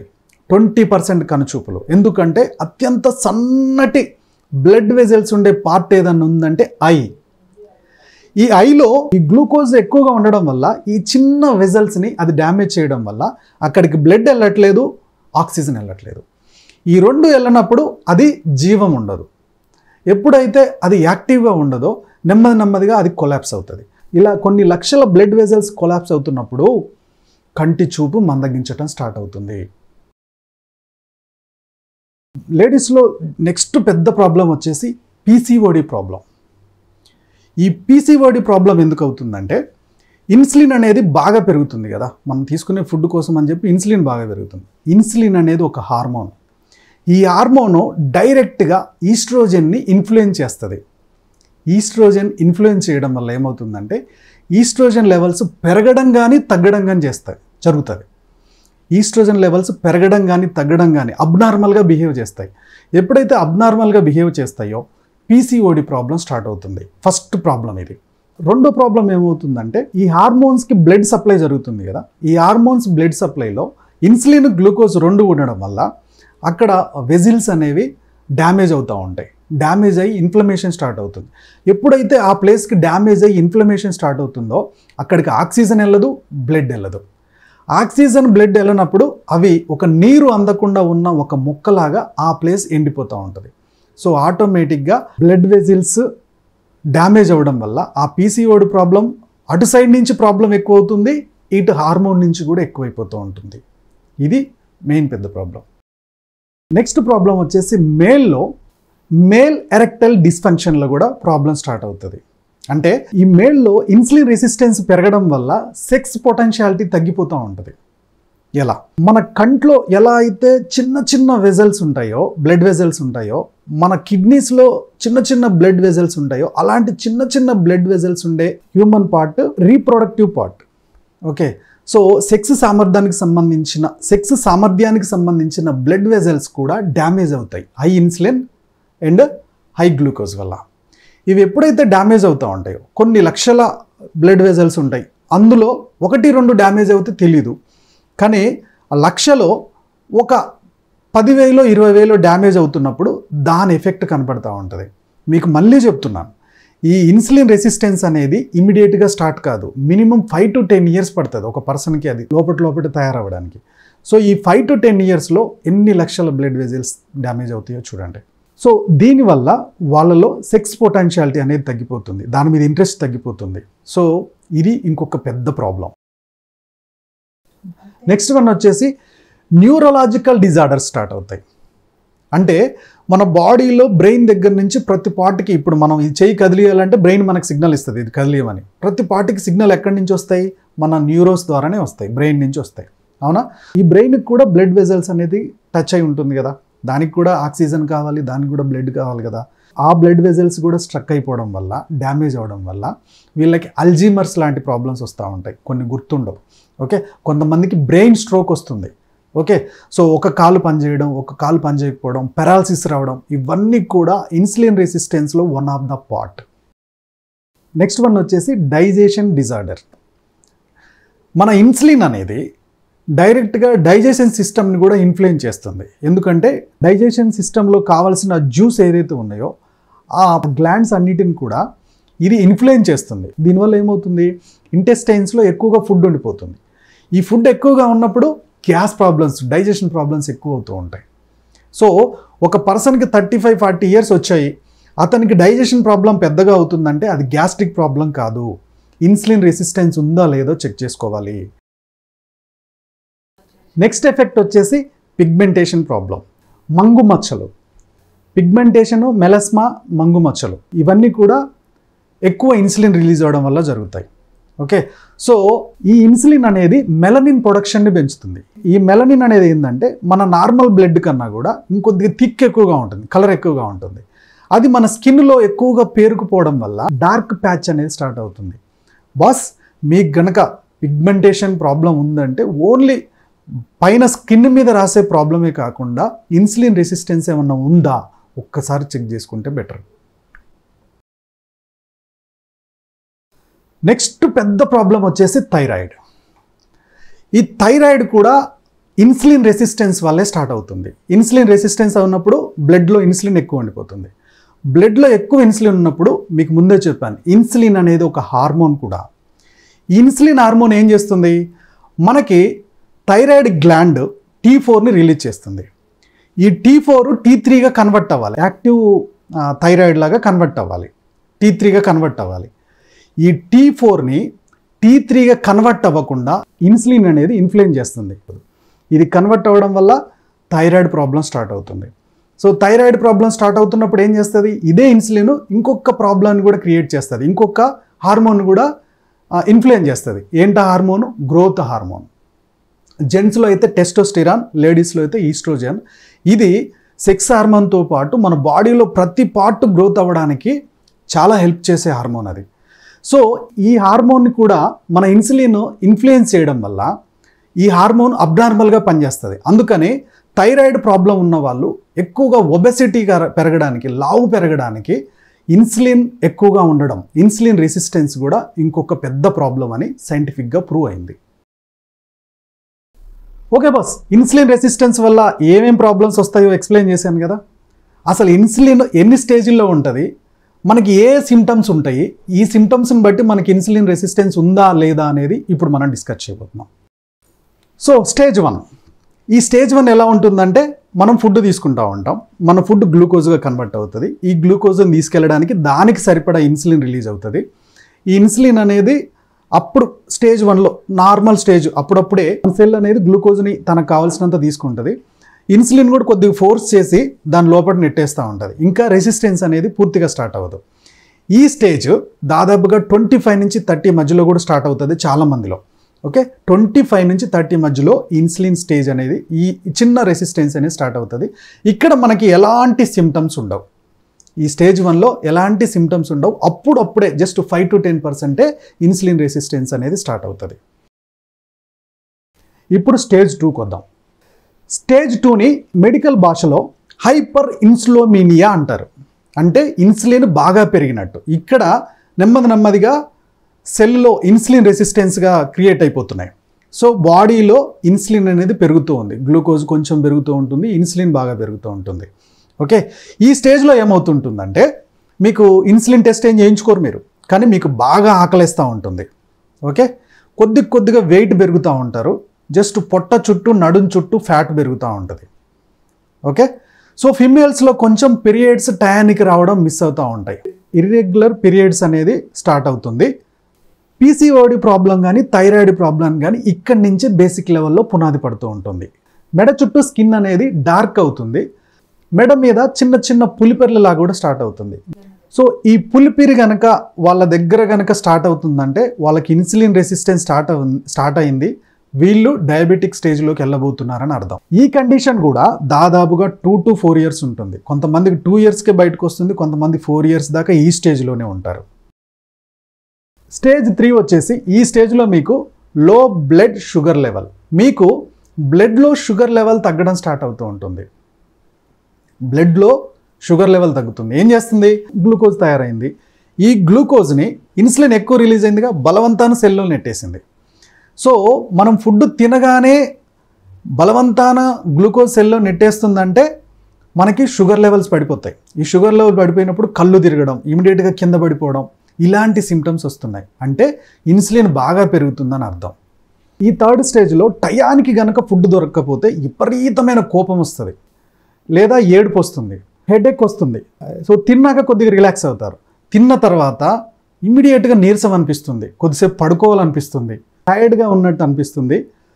వాళ్ళకి స్వీట్స్ చూడంగానే తినాలనిపిస్తూ ఉంటుంది. తిని గంట కూడా కాదు, మళ్ళీ ఆకలైనట్టు అనిపిస్తూ ఉంటుంది. ఈ స్టేజ్ 3లో ఈ సిమ్టమ్స్ అన్నీ ఉంటాయి. స్టేజ్ 4 వచ్చేసి ప్రీ డయాబెటిక్ కండిషన్. వీళ్ళకి HbA1c గ్లూకోజ్ టెస్ట్ చేస్తాం. సో తినడానికన్నా ముందు దాదాపుగా 100 ఉంటుంది, తిన్న తర్వాత 120 ఉండాల్సింది కొంచెం పెరుగుతూ ఉంటుంది. ఈ స్టేజ్లో ట్యాబ్లెట్స్ ఏం రాయరు, కానీ కొన్ని జాగ్రత్తలు తీసుకోమని చెప్తారు. సో ప్రీ డయాబెటిక్ స్టేజ్కి వచ్చామంటే ఈ స్టేజ్లో 2 to 4 years ఉంటారు. కొంతమంది ఏమనుకుంటారంటే, బాస్ నా ఏజ్ ఇప్పుడు 35, నేను ప్రీ డయాబెటిక్ స్టేజ్కి రావడానికి 35 years అయింది కదా, నేను డయాబెటిక్లోకి వెళ్ళడానికి ఇంకొక 10 years పట్టుద్దేమో, 5 years పట్టుద్దేమో అనుకుంటారు. లేదు, విత్ ఇన్ 2 years నుంచి 5 years లోపే డయాబెటిక్లోకి వెళ్ళిపోతారు. సో స్టేజ్ 3లో ఏ సిమ్టమ్స్ ఉన్నాయో స్టేజ్ 4లో కూడా ఇక్కడ ఇవే సిమ్టమ్స్ ఉంటాయి. సో ఈ సిమ్టమ్స్ ఏంటంటే మెయిన్ ఆకలి ఎక్కువగా అవ్వడం, పొట్ట చుట్టూ ఫ్యాట్ ఎక్కువగా పేరుకుపోవడం, హెడేక్ ఎక్కువగా రావడం, ఇరిటేషన్ ఎక్కువగా రావడం, హార్మోన్ ఇన్బ్యాలెన్స్ ఉంటుంది. జెంట్స్లో అయితే సెక్స్ సామర్థ్యం తగ్గడం, కంటి చూపు మందగించడం అనే సిమ్టమ్స్ ఈ స్టేజ్ నుంచి బయటపడుతూ ఉంటాయి. 5th స్టేజ్, ఈ స్టేజ్ వచ్చేసి టైప్ 2 డయాబెటీస్. ఇక మీకు డయాబెటీస్ కన్ఫర్మ్ అయిపోయిందని చెప్పి డాక్టర్స్ చెప్పేస్తారు. ఈ స్టేజ్లో నుంచి ఇక మీరు మెడిసిన్స్ వాడాల్సి వస్తుంది. తగ్గే పరిస్థితి ఉండదు. ప్రోగ్రెసివ్ గ్రోత్ అనేది మన సైన్స్ కన్ఫర్మ్ చేసేసింది కదా. నిజంగా అది ప్రోగ్రెసివ్ గ్రోతా, దాన్ని తగ్గించొచ్చా అనేది మనం ముందు డిస్కస్ చేసుకుందాం. కానీ ఈ స్టేజ్లో నుంచి టాబ్లెట్స్ వాడాల్సి వస్తుంది. లాంగ్ టర్మ్లో కనుక దీనికోసం టాబ్లెట్స్, షుగర్ని కంట్రోల్ చేయడానికి కనుక టాబ్లెట్స్ వాడుతూ ఉంటే బాడీలో ఈ షుగర్తో పాటు ఇంకా చాలా సైడ్ ఎఫెక్ట్స్ వచ్చే ప్రాబ్లమ్స్ ఉన్నాయి. లాస్ట్ స్టేజ్ వచ్చేసి స్టేజ్ 6. ఈ టైప్ 2 డయాబెటీస్ కాస్త టైప్ 1 డయాబెటీస్కి దారితీస్తుంది. ఎందుకు? సో టైప్ 2లో ఏంటి, మన బాడీలో గ్లూకోజ్ పెరగడం వల్ల టైప్ 2 వచ్చింది. సో దాన్ని కంట్రోల్ చేయడానికి దానికి సరిపడా ఇన్సులిన్ రిలీజ్ అయిపోయింది. ఆల్రెడీ ఇన్సులిన్ చాలా రిలీజ్ అవుతుంది కదా. మనం టైప్ 2లో ఈ గ్లూకోజ్ని కంట్రోల్ చేయడం, బాడీలో గ్లూకోజ్ని తగ్గించడమే చూస్తారు డాక్టర్స్. అందుకని ఇన్సులిన్ ఆల్రెడీ పనిచేస్తున్న ఇన్సులిన్ని నువ్వు ఇంకా ఇన్సులిన్ ఎక్కువ రిలీజ్ చేయని ప్యాన్క్రియాస్ మీద ప్రెజర్ చేస్తాయి ఈ టాబ్లెట్స్ వెళ్ళి. ఈ ప్యాన్క్రియాస్ మీద ప్రెజర్ చేయడం వల్ల ఇంకా ఇన్సులిన్ ఎక్కువైపోతుంది. ఎప్పుడైతే ఇన్సులిన్ ఎక్కువైపోతుందో దాని ప్రెజర్ తట్టుకోలేక అది నెమ్మదిగా 5 to 6 yearsలో, చాలామందిలో 5 to 6 yearsలో అది నెమ్మదిగా ప్యాన్క్రియాస్ అనేది డ్యామేజ్ అవ్వడం స్టార్ట్ అవుతుంది. ఎప్పుడైతే ప్యాన్క్రియాస్ డ్యామేజ్ అవుతుందో అది న్యాచురల్గా ఇన్సులిన్ ఇక రిలీజ్ చేయదు. ఎప్పుడైతే ఇన్సులిన్ రిలీజ్ చేయలేదో ఇక మనం డైరెక్ట్గా బాడీలో ఇన్సులిన్ ఇంజెక్ట్ చేయడమే. టాబ్లెట్ స్టేజ్ నుంచి ఇంజెక్షన్ స్టేజ్లోకి వచ్చాం. బాస్ టైప్ 2 స్టేజ్లో ఉన్నారా, దీన్ని మీరు నెమ్మదిగా తగ్గించుకొని నార్మల్ లైఫ్లోకి రావచ్చు, రివర్స్ చేసుకోవచ్చు డయాబెటిక్ని. టైప్ 1కి వచ్చారా, ప్యాన్క్రియాస్ కనుక డ్యామేజ్ అయిందా, దీన్ని బాగు చేయడం ఇప్పుడున్న సైన్స్ ప్రకారం అయితే సాధ్యం కాదు. సో ఆల్రెడీ డయాబెటిక్లోకి వచ్చాం. డయాబెటిక్లోకి వచ్చినప్పుడు డాక్టర్ దగ్గరికి వెళ్ళాం, టెస్ట్ చేయించుకున్నాం. ఏం చేశారు డాక్టర్? టెస్ట్ చేసి ఇక నీకు డయాబెటిక్ వచ్చింది, టాబ్లెట్స్ వాడాలని చెప్తారు. డయాబెటిక్కి బాగా వాడుతున్న టాబ్లెట్ మెట్ఫార్మిన్.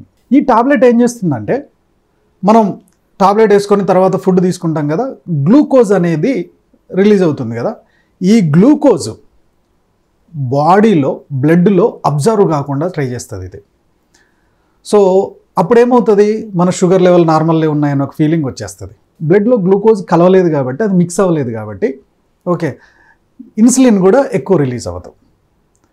ఇది ఏమవుతుందంటే, గ్లూకోజ్ కనుక బ్లడ్లో కలవకపోతే ఆటోమేటిక్గా మన స్టమక్ నుంచి ఆ గ్లూకోజ్ ఎక్కడికి వెళ్తుంది, స్మాల్ ఇంటెస్టైన్లోకి వెళ్ళిపోతుంది. నెమ్మదిగా అది లార్జ్ ఇంటెస్టైన్లోకి కూడా వెళ్ళిపోతుంది. లార్జ్ ఇంటెస్టైన్లో ఆల్రెడీ ఒక బ్యాడ్ బ్యాక్టీరియా ఉంటుంది. ఆ బ్యాడ్ బ్యాక్టీరియాకి ఈ గ్లూకోజ్ అంటే మస్తు మజా. దీన్ని అవి తింటూ ఎక్కువగా గ్యాస్ట్రిక్ ప్రాబ్లమ్ని రిలీజ్ చేస్తూ ఉంటాయి. ఇది one of the side effect. Second side effect ఇదేం చేస్తుందంటే, మన బాడీలో గ్లూకోజ్ ఎక్కువగా తయారవ్వకుండా చూస్తుంది. మన బాడీలో గ్లూకోజ్ ఎక్కడ తయారవుతుంది, మన మెటబాలిజానికి హెడ్ ఆఫీస్ ఏంది? లీవర్. ఈ లీవర్లో గ్లూకోజ్మియా ప్రాసెస్, ఈ గ్లూకోజ్ తయారయ్యే ప్రాసెస్ని ఇది జరగకుండా చూస్తుంది. సో ఈ ప్రాసెస్ని అది అడ్డుపడుతున్నప్పుడు మన బాడీలో లాక్టిక్ యాసిడ్ అనేది ఒక యాసిడ్ రిలీజ్ అవుతుంది. ఈ లాక్టిక్ యాసిడ్ అనేది రిలీజ్ అయ్యి ఆ పర్సన్కి, ఆ టాబ్లెట్ వేసుకున్న పర్సన్కి రోజంతా కూడా బాడీ పెయిన్స్ ఉంటా ఉంటాయి. సెకండ్ టాబ్లెట్ వాడే డ్రగ్ వచ్చేసి సల్ఫోనిలూరియస్, సల్ఫర్ డ్రగ్స్ అనుకోవచ్చు. మీ టాబ్లెట్ల పేర్లు వెనకాల కనుక లాస్ట్లో మైడ్, ఐడ్ ఇలా ఉన్నాయంటే అందులో సల్ఫర్ డ్రగ్ ఉన్నట్టు. సో ఈ టాబ్లెట్ ఏం చేస్తుందంటే డైరెక్ట్గా ప్యాన్క్రియాస్ మీద పనిచేస్తుంది. ప్యాన్క్రియాస్లో ఇన్సులిన్ తయారవుతుంది కదా, ఇన్సులిన్ రిలీజ్ చేయడానికి ఒక ముందు రూమ్లో తీసుకొచ్చి పెడుతుంది అన్నమాట ప్యాన్క్రియాస్. ఫుడ్ ఎప్పుడు రిలీజ్ అయితే అప్పుడు పంపిద్దామని. ఈ టాబ్లెట్ ఏం చేస్తుంది, మనం గ్లూకోజ్ రిలీజ్ అవ్వగానే వెళ్ళిపోయి ఆ రూమ్ డోర్స్ ఓపెన్ చేసేస్తుంది. సో గంటకి ఒక 10 రిలీజ్ అవ్వాల్సిన ఇన్సులిన్స్ ఒక్కటేసారి మొత్తం ఓపెన్ చేయగానే అన్నీ బయటకు వచ్చేస్తాయి. ఎప్పుడైతే ఇవన్నీ బయటకు వచ్చేస్తూ ఉంటాయో ఆటోమేటిక్గా ఏమవుతుంది, బాడీలో ఉన్న గ్లూకోజ్ మొత్తం తీసుకెళ్ళి బలవంతాన సెల్ లోపల నెట్టేస్తాయి. సో మన బాడీకి మినిమం గ్లూకోజ్ కావాలి, 1 స్పూన్ అయినా బ్లడ్లో ఉండాలి, 1 స్పూన్. అది కాంబినేషన్. సో అసలు ఆ 1 స్పూన్ కూడా లేకుండా తీసుకెళ్ళి మొత్తం నెట్టేస్తాయి. దీనివల్ల ఏమవుతుంది, గ్లూకోజ్ లెవెల్స్ పడిపోతాయి. గ్లూకోజ్ లెవెల్స్ పడిపోతే ఏమవుతుంది, కళ్ళు తిరగడం. ఓకే, అసలు నార్మల్గా మీరు ఆలోచన కూడా చేయలేరు, కళ్ళు తిరిగి పడిపోతూ ఉంటారు. ఇది one of the main side effect. దీన్నే హైపోగ్లైసెమియా అంటారు. డ్రగ్ 3, వీటి టాబ్లెట్స్ పేర్లు లాస్ట్లో చూడండి. గిల్ఫోజిన్, ఎంఫాగ్లిఫోజిన్, డాఫాగ్లిఫోజిన్, కెనాగ్లిఫోజిన్, ఇలా ఆ పేర్లు ఉంటాయి. ఈ టాబ్లెట్స్ని కూడా డయాబెటిక్ని కంట్రోల్ చేయడానికి వాడతారు. ఈ టాబ్లెట్ ఏం చేస్తాయంటే మనకి ఈ గ్లూకోజ్ అనేది ఏతుందో ఇది బ్లడ్లో నుంచి మన బాడీలో అబ్జర్వ్ కాకుండా డైరెక్ట్గా కిడ్నీలోకి వచ్చేటట్టు చూస్తాయి. సో కిడ్నీలోకి వచ్చినప్పుడు ఏమవుతుంది, కిడ్నీ దాన్ని ఫిల్టర్ చేసేసి టాయిలెట్ ద్వారా అది బయటికి పోయేటట్టు చూస్తుంది. సో టాయిలెట్ ద్వారా బయటకు వెళ్తున్నప్పుడు బ్లడ్లో గ్లూకోజ్ లెవెల్స్ ఉండవు, నార్మల్ అవుతుంది.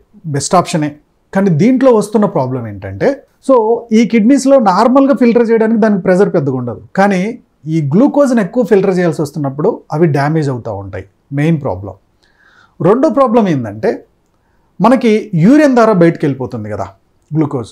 యూరిన్ ద్వారా బయటకు వెళ్ళిపోతున్నప్పుడు ఎంత బయటకు వెళ్ళిపోతున్నా గ్లూకోజ్ పవర్ ఎక్కువ ఉంటుంది కాబట్టి మన యూరిన్ పార్ట్స్ ఏవైతే ఉన్నాయో ఆ పార్ట్స్ దగ్గర ఇన్ఫెక్షన్ స్టార్ట్ అవుతూ ఉంటాయి. అవి ఏ స్టేజ్ దాకా వెళ్తున్నాయి అంటే యూరిన్కి పోయే పార్ట్స్ అన్నిటిని ఆపరేషన్ చేసే స్టేజ్ దాకా తీసుకెళ్ళిపోతున్నాయి ఈ టాబ్లెట్స్. ఓకే ఫ్రెండ్స్, ఇప్పటిదాకా టాబ్లెట్స్ అన్ని చూసాం కదా. ఈ టాబ్లెట్స్ అన్ని ఏం చేస్తున్నాయి, కేవలం గ్లూకోజ్ని మాత్రమే కంట్రోల్ చేస్తున్నాయి.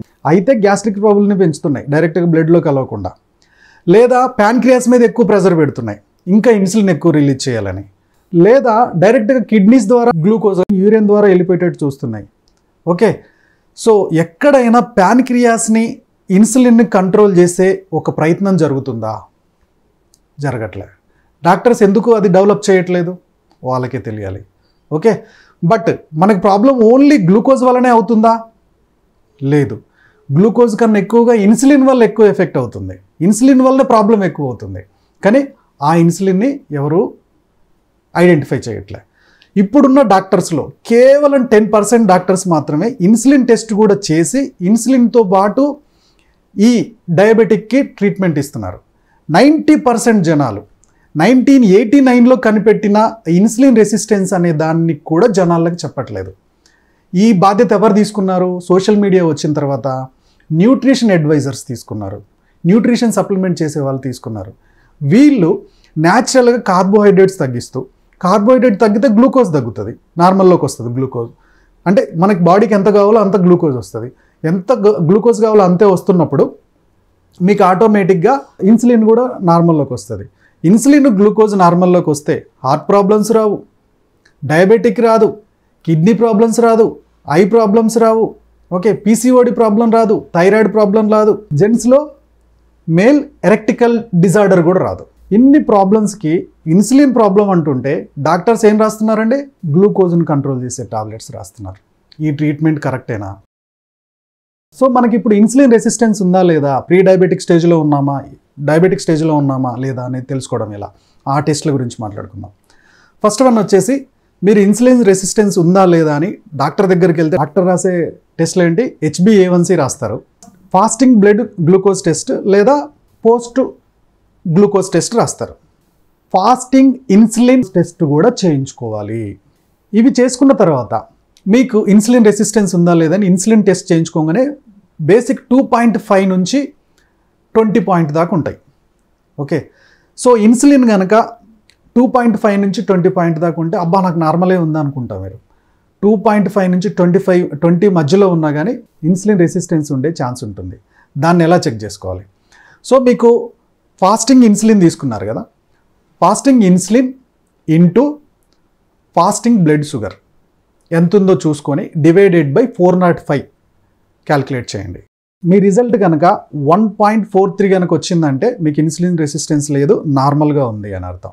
ఈ రిజల్ట్ కనుక 2.46 కనుక వచ్చింది అంటే మీకు ఇన్సులిన్ రెసిస్టెన్స్ స్టార్ట్ అయిపోయింది, మోడరేట్గా ఉంది అని అర్థం. ఈ రిజల్ట్ కనుక 3.70 కనుక వచ్చిందంటే మీరు చాలా సివియర్ ఇన్సులిన్ రెసిస్టెన్స్ స్టార్ట్ అయినట్టు, మీకు దీని రిలేటెడ్ హెల్త్ ఇష్యూస్ స్టార్ట్ అయిపోయినాయి అని అర్థం. ఓకే బాస్, ఇప్పటిదాకా మనం ఇన్సులిన్ రెసిస్టెన్స్ ఎందుకు వస్తుందనేది చూసుకున్నాం.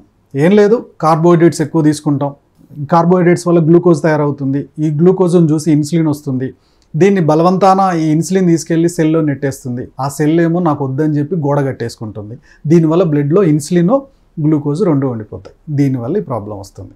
మరి ఈ ప్రాబ్లంకి పర్ఫెక్ట్ సొల్యూషన్ ఏంది? గ్లూకోజ్ ఎక్కువ రిలీజ్ కాకుండా రోజుకి ఎంత కావాలో అంత తీసుకుంటే చాలు. ఓకే, మనకి ఇప్పుడు తినే ఫుడ్లలో ఏ ఫుడ్లో గ్లూకోజ్ ఎక్కువ వస్తుందో ఒక్కసారి చెక్ చేద్దాం. ఫస్ట్ వచ్చేసి విటమిన్స్, మినరల్స్, ఎంజైమ్స్. మినరల్స్ వాటర్లో ఎక్కువ వస్తాయి. ఓకే, విటమిన్స్ ఆకుకూరల్లో, కూరగాయలు ఎక్కువ వస్తాయి. అండ్ ఎంజైమ్స్ కూడా అంతే. ఇవన్నీ కూడా మన మెటబాలిజాన్ని ఎక్కువగా ముందుకు తీసుకెళ్తాయి. ఏంటి మెటబాలిజం? ఎగ్జాంపుల్కి మీరు మైక్రోన్యూట్రియన్స్ అంటే మనం ఫ్యాటు, ప్రోటీన్, కార్బోహైడ్రేట్స్ అనేది ఒక లారీ అయితే ఆ లారీకి కీ ఉంది కదా, ఆ కీ అనేది విటమిన్స్, మినరల్స్. ఎంత పెద్ద లారీ అయినా సరే ఆ కీ లేకపోతే నడవదు, అంతేనా?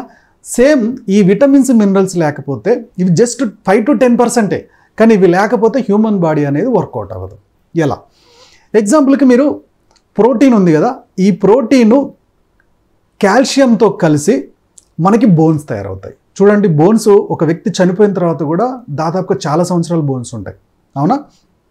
ఈ బోన్స్ కనుక స్ట్రాంగ్గా అవ్వాలి అంటే దానికి డి విటమిన్ కావాలి. డి విటమిన్ అనేది మన బాడీలో అందకపోతే బోన్స్ స్ట్రాంగ్గా తయారవ్వవు. బోన్స్ స్ట్రాంగ్గా తయారైనప్పుడు మోకాల నొప్పులు, మోచేతుల నొప్పులు, బ్యాక్ పెయిన్, నెక్ పెయిన్ ఇవన్నీ స్టార్ట్ అవుతూ ఉంటాయి. ఈ D3 అనేది అంత ఇంపార్టెంట్. ఇలానే ప్రతి విటమిన్ కూడా మనకి సి విటమిన్ ఇమ్యూనిటీని పెంచడానికి ఎంత ఉపయోగపడుతుంది, విటమిన్ B6 తిన్న ఫుడ్ ఇంటెస్టైన్ నుంచి బయటకు వెళ్ళడానికి ఎంత ఉపయోగపడుతుంది. మన ఫుడ్ డైజెస్ట్ అవ్వాలంటే ఏం కావాలి? ఎంజైమ్స్ కావాలి. మనం తీసుకున్న ఫుడ్ బ్రేక్ డౌన్ అవ్వాలంటే ఖచ్చితంగా ఎంజైమ్స్ చాలా ఇంపార్టెంట్. ఈ ఎంజైమ్స్ కూడా జస్ట్ 5 to 10%. ఇవి లేకపోతే అసలు డైజెషనే ఉండదు. ఇన్సులిన్ రెసిస్టెన్స్ ఉండే వాళ్ళు ఖచ్చితంగా డైటరీ మల్టీవిటమిన్కి వెళ్ళాలి. ఫార్మా మల్టీవిటమిన్స్ కాదు, డైటరీ మల్టీవిటమిన్కి వెళ్ళాలి. ఓకే, సో ఇలా వెళ్ళడం వల్ల మీకు మెటబాలిజం అనేది బాగా పెరుగుతుంది, విటమిన్స్ పనితనం అనేది బాగా పెరుగుతుంది. ఇది ఫస్ట్ ఇంపార్టెంట్ ఇన్సులిన్ రెసిస్టెన్స్లో. నెక్స్ట్ ఫుడ్కి వెళ్దాం. Next minerals. మినరల్స్ చూసాం కదా, మన ఫుడ్ నుంచే మినరల్స్ రావాలి. మినరల్స్లో ముఖ్యంగా ఒకటి చెప్పుకుందాం, ఎగ్జాంపుల్ కాల్షియం. ఈ కాల్షియం అనేది మన ఆకుకూరల్లో, తోటకూరల నుంచి కనుక రాలేదనుకుందాం, రాకపోతే ఏమవుతుంది? ప్రోటీను మనకి బోన్స్లా తయారవుతుంది అనుకుందాం. బోన్స్లో కూడా సెల్సే కదా, ఇది బోన్స్లా తయారవుతున్నప్పుడు ఈ కాల్షియం, ఈ మినరల్ కనుక దాంతో వెళ్ళి కలవకపోతే బోన్ ఫార్మేట్ జరగదు. కాల్షియం కూడా అంత ఇంపార్టెంట్ అనమాట. సో మినరల్స్ కూడా చాలా ఇంపార్టెంట్. నెక్స్ట్ వన్ వచ్చేసి వాటర్. మన హ్యూమన్ బాడీ అంతా 70% వాటర్ తోటే ఉంటుంది. మన హ్యూమన్ బాడీ అంతా 70% వాటర్ తోటే ఉంటుంది. ఓకే, ఈ వాటర్ అనేది చాలా ఇంపార్టెంట్. సెల్స్ లైవ్గా ఉండాలన్నా, బ్లడ్ సప్లై జరగాలన్నా, ఓకే, మన గ్లూకోజ్ అందాలన్నా, ప్రోటీను దాన్ని పని చేసుకోవాలన్నా, ఫ్యాటీ యాసిడ్స్ వాటి పని చేసుకోవాలనుకున్నా వాటర్ కూడా చాలా ఇంపార్టెంట్. Next oxygen. ఓకే, మన బాడీలో ఒక సెల్కి ఎనర్జీ రావాలంటే మన గ్లూకోజ్ ప్లస్ ఆక్సిజన్ ఈ రెండు కలిస్తేనే అది ఎనర్జీ లాగా ఫామ్ అవుతుంది. Glucose plus oxygen. ఎప్పుడైతే ఈ ఆక్సిజన్ సప్లై తగ్గిపోతుందో మనకి గ్లూకోజ్ ఒకవేళ మన బాడీలో ఉన్నా అది ఎనర్జీగా కన్వర్ట్ అవ్వదు. Okay boss. నెక్స్ట్ వన్ వచ్చేసి ప్రోటీన్. ప్రోటీన్ పని ఏంటి? ఇప్పుడు మన బాడీలో ప్రతి 90 డేస్లో కొన్ని సెల్స్ చనిపోతాయి, పుడతాయి. ఓకే, హెయిర్ ఉంది కదా, ఈ హెయిర్ దాదాపుగా 4 మంత్స్లో పాత సెల్స్ చనిపోతాయి, కొత్త సెల్స్ పుడుతూ ఉంటాయి. స్కిన్ ఉంది కదా, 6 మంత్స్లో పాత స్కిన్ పోతుంది, కొత్త స్కిన్ వస్తుంది. ఇలా బాడీలో మొత్తం ఒక 1 ఇయర్లో పాత సెల్స్ అన్ని పోయి కొత్త సెల్స్ వస్తూ ఉంటాయి. ఎలా వస్తాయి? ఈ కొత్త సెల్స్ రావడానికి పాత సెల్స్ల నుంచే కొత్త సెల్ జనరేట్ అవుతూ ఉంటుంది. ఆ సెల్ జనరేట్ అయ్యేటప్పుడు ప్రోటీన్ చాలా ఇంపార్టెంట్. ఒకవేళ పాత సెల్ 4 నెలలే ఉంటుందా ఆ సెల్, కానీ ఆ 4 నెలల సెల్లో ఏదైనా రిపేర్ వచ్చిందనుకో, ఈ రిపేర్ చేయడానికి ఏం కావాలి? ప్రోటీనే కావాలి. సో మన బాడీకి మెయిన్ ఇంపార్టెంట్ ఏంది? కణజాలం మొత్తం పనిచేయాలంటే ప్రోటీన్ కావాలి. రిపేర్ అండ్ రీజనరేషన్, ఈ 2 ప్రాసెస్ కూడా అవసరం పడుతుంది ఏంది? ప్రోటీన్. నెక్స్ట్ వన్ వచ్చేసి ఫ్యాట్. ఫ్యాట్ అంటే ఏంది? గీ తింటాము, గీలో ఫ్యాట్ ఉంటుంది. మనం ఏం చేస్తున్నాం? ఫ్యాట్ రిస్ట్రిక్టెడ్ డైట్ని చేస్తున్నాం. ఎందుకు? 1950లో ఏం చెప్పారు? ఫ్యాట్ ఎక్కువగా తింటే ఫ్యాట్ తయారవుతుంది అంటున్నారు. ఫ్యాట్ ఎలా తయారవుతుంది? గ్లూకోజ్ తినటం వల్ల అవుతుంది, కార్బోహైడ్రేట్స్ తినటం వల్ల అవుతుంది. అవునా? సో లోపట ఉంది ఫ్యాటే, బయట తినేది ఫ్యాటే. ఈ ఫ్యాట్ ఆ ఫ్యాట్ ఒకటే అనుకొని మనం ఆ డైటే బంద్ చేసాం. సో కార్బోహైడ్రేట్స్ 80% తీసుకుంటున్నాం, ప్రోటీను ఫ్యాటు 20% తీసుకుంటున్నాం. అంటే బాడీ మెయింటెనెన్స్కి అవసరమైంది తక్కువ తీసుకుంటున్నాం, అవసరం లేని దాన్ని బాడీలోకి ఎక్కువ పంపించేస్తున్నాం. నెక్స్ట్ వన్ వచ్చేసి కార్బోహైడ్రేట్స్లో 2 రకాలు ఉంటాయి బాస్. ఒక కార్బోహైడ్రేట్ తినగానే గ్లూకోజ్గా తయారవుతుంది, ఇంకో కార్బోహైడ్రేట్ మనం ఎంత తిన్నా కానీ కడుపు నిండుతుంది కానీ గ్లూకోజ్గా తయారవ్వదు. ఆ గ్లూకోజ్గా తయారవ్వని కార్బోహైడ్రేటే మనం ఫైబర్ అని పిలుస్తాం. సో ఈ ఫైబర్స్ వల్ల గ్లూకోజ్ ఎక్కువ రిలీజ్ అవ్వదు, పొట్ట నిండినట్టు ఉంటుంది. కాబట్టి ఫైబర్ కూడా చాలా ఇంపార్టెంట్. అలాగే ఈ మధ్యకాలంలో షుగర్ కంట్రోల్ కోసం అని చెప్పేసి షుగర్ కంట్రోల్ స్వీట్నర్స్ తయారు చేస్తున్నారు, షుగర్ కంట్రోల్ బిస్కెట్స్ అంటున్నారు. వీటిల్లో దేంట్లో కూడా షుగర్ కలపట్లేదు కాబట్టి దాంట్లో కార్బోహైడ్రేట్స్ లేవని మనం అనుకుంటున్నాం. షుగర్లో కార్బోహైడ్రేట్స్ లేవు, కరెక్టే, కానీ ఇందులో కలుపుతుంది మాల్టోస్ అంటారు. ఈ మాల్టోస్ అనేవి 120% కార్బోహైడ్రేట్స్ని కలిగి ఉంటుంది. 120% గ్లూకోజ్ కన్నా ఎక్కువ ఈ మాల్టోస్లోనే షుగర్ ఉంటుంది. కాబట్టి మీరు ఏదైతే తీసుకుంటున్నారో వాటిల్లో బ్యాక్ సైడ్ మాల్టోస్ ఉన్నాయి అంటే, మాల్టోస్ అంటే ఏంది? ఎక్కువగా బోర్నవిటా, హార్లిక్స్ వీటిలలో మాల్టోస్ ఉంటుంది, మాల్టో కాంబినేషన్ ఉంటుంది. ఇలా మీరు షుగర్ ఫ్రీ వాటిలలో ఇలాంటి ఏమైనా ఉన్నాయా ఒక్కసారి చెక్ చేసుకొని వాడాలి. నెక్స్ట్ వన్ వచ్చేసి కార్బోహైడ్రేట్స్. నాన్ వెజ్లో ఎక్కడైనా కార్బోహైడ్రేట్స్ ఉంటుందా? ఉండదు, జీరో.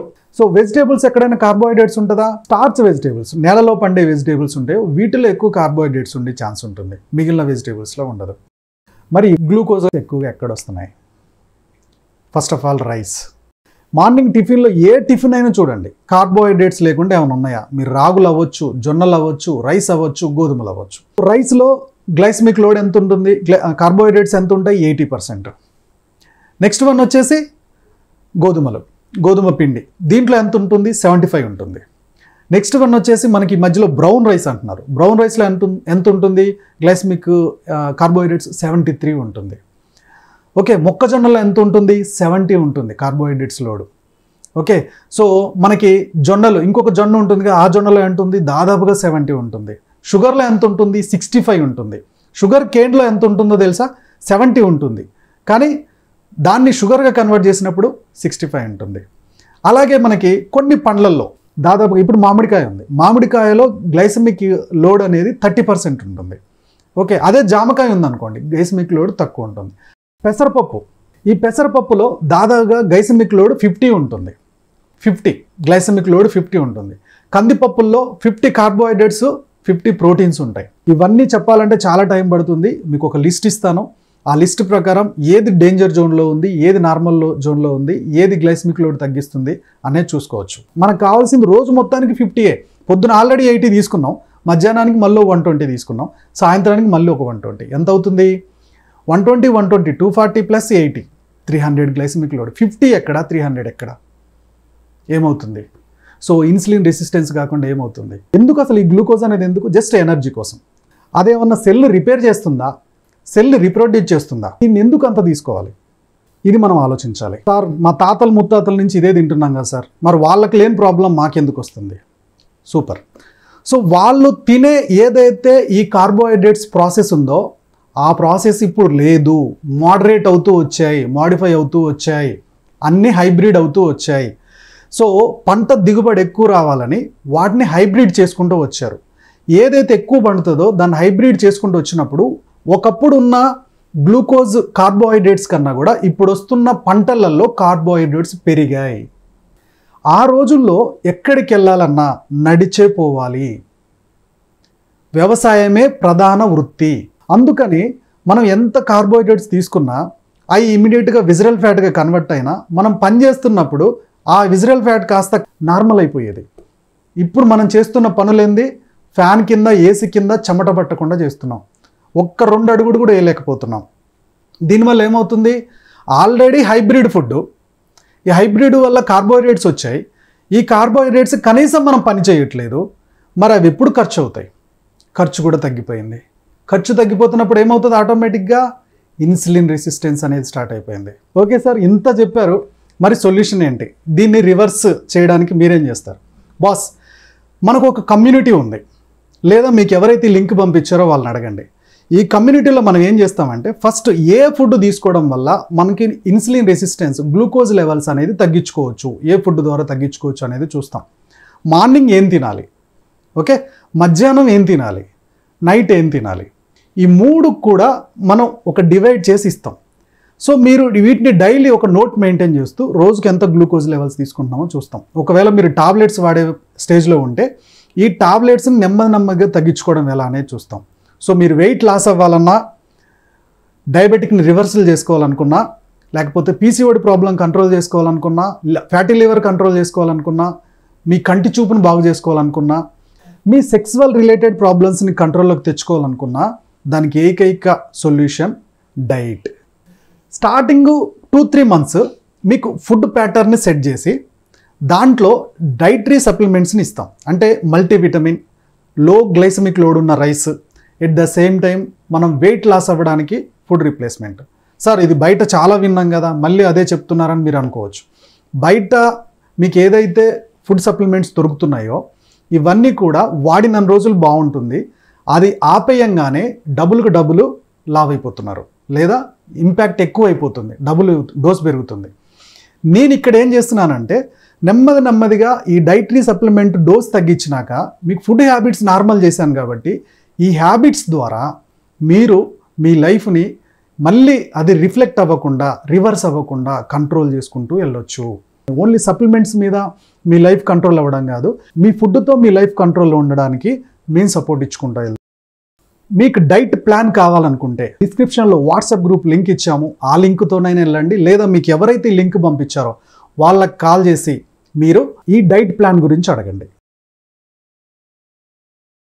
ఈ డైట్ ప్లాన్ ద్వారా HbA1c 13 పాయింట్స్ ఉండే దగ్గర నుంచి ఇప్పుడు దాదాపుగా 11 పాయింట్స్ తీసుకొచ్చిన ఒక క్లయింట్ వీడియో ఒకసారి విందాం. ఓకే ఫ్రెండ్స్, ఫైనల్గా డెసిషన్ తీసుకోవడం మీ చేతిలోనే ఉంది. మనం ఫుడ్ ఎక్కువ తినడం వల్ల గ్లూకోజ్ ఎక్కువ ఫామ్ అవుతుంది, ఈ గ్లూకోజ్ కోసం ఇన్సులిన్ వస్తుంది, ఈ ఇన్సులిన్ ఎక్కువగా మన సెల్లోకి వెళ్ళకపోవడం వల్ల ఇన్సులిన్ రెసిస్టెన్స్ స్టార్ట్ అవుతుంది. ఈ ప్రాబ్లం కేవలం ఫుడ్ వల్ల వస్తుంది. ఈ ఫుడ్ని కంట్రోల్ చేసుకొని డయాబెటిక్ని, ఒబేసిటీని నార్మల్ చేసుకుందామా, లేదు జస్ట్ ఒక టాబ్లెట్ వేసుకుంటే 5-10 రూపాయల్లో అయిపోతుందని లాంగ్ టర్మ్లో హెల్త్ ప్రాబ్లమ్స్ కంటిన్యూ చేసుకుందామా అనే నిర్ణయం మీ చేతుల్లోనే ఉంది. సో ఈ ఇన్ఫర్మేషన్ మీకు చాలా హెల్ప్ అయింది అనుకుంటున్నాను. ఒక మంచి నిర్ణయం తీసుకోవాలని కోరుకుంటున్నాను.